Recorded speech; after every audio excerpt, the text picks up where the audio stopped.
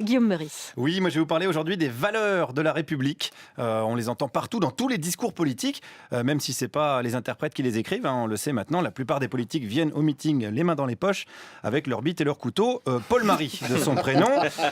Mais les valeurs de la République, qu'est-ce que c'est exactement? Alors les voleurs de la République, on connaît, c'est une réserve naturelle d'élus des Hauts-de-Seine.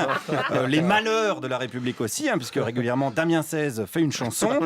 Mais les valeurs de la République, quelles sont-elles? Alors j'ai posé ce matin la question au peuple de France. Alors pour cette dame, c'est tout d'abord... De l'honnêteté. Je trouve que les valeurs de la République, fraternité, tout ce que vous voudrez. Mais enfin, moi, ce sont les gens qui me plaisent et qui font une politique qui me convient, avant tout. Ah bah du coup, c'est qui alors? C'était M. Sarkozy.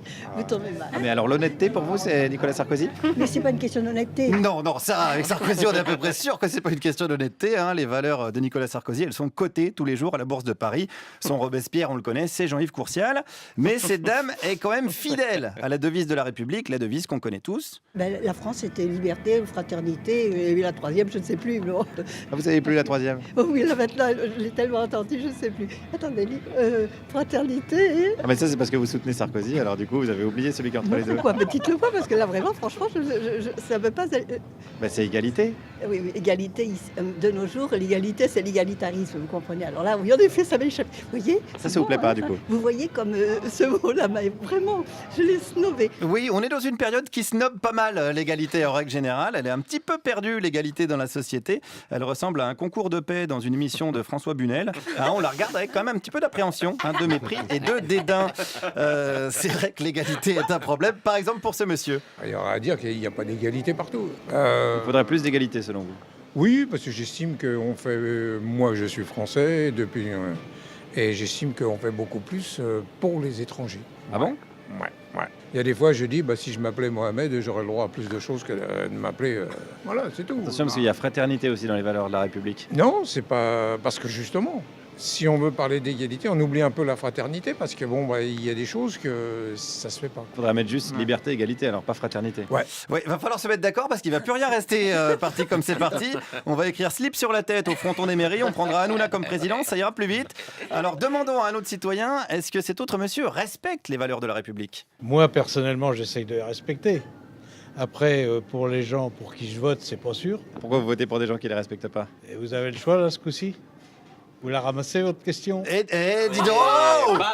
Comment tu causes là? Le respect, c'est un fondement de notre démocratie, d'accord? Il est où le respect? Dans mon fondement, oui Juliette. Merci, bisous, merci! Bon, c'est pas grave, j'ai continué avec ce même monsieur, toujours sur la fraternité avec les réfugiés. Est-ce qu'on en refuse vraiment beaucoup? Ah, on en refuse beaucoup, oui. Oui? Ah bon? Et quand on voit tout ce qu'il y a aux portes nord de Paris, il y en a quand même un paquet là. Est-ce que ces gens-là ne feraient pas mieux de faire de la résistance dans leur pays, comme nous on a fait en 44? Et c'est vrai que nous en France, on a pas mal résisté, surtout en 44. C'est vrai, c'est vrai. J'aime bien la précision chronologique. En 44. En 44.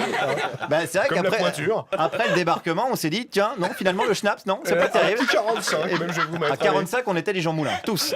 Et je vous parle même pas de l'année 46, alors là, c'est carrément tout le peuple de France qui avait défoncé la Wehrmacht en leur faisant les gros yeux, comme ça. Tout le peuple, alors tout le peuple, je dis tout le peuple, peut-être pas. Quelles sont les valeurs de la France selon cette dame d'un certain âge? Le travail. Le travail, pour vous, c'est une valeur de la République? Oui. J'ai peur de la suite. J'ai travaillé 45 ans, puis c'était autre chose que maintenant. Et puis la famille, bien sûr, le travail, la famille, Et la patrie, alors? la patrie en priorité, bien sûr. Alors, travail, famille, patrie? Oui, voilà, exactement. Ça, c'est un petit peu le slogan du maréchal Pétain, non? C'est pour moi, c'est important, c'est la France, quoi. On part à volo actuellement, alors. Et oui, je dirais même plus, on part à vélo, comme dirait mon arrière-grand-oncle fan d'Éric Zemmour et de Fausto Coppi. Peut-être qu'il serait temps de se les rappeler quand même, là, les valeurs de la République et de les appliquer illico, parce qu'on la sent revenir, la petite bête immonde qui monte. Merci Guillaume Meurice. Toujours aussi désespérant. Vos reportages, heureusement qu'on se poile.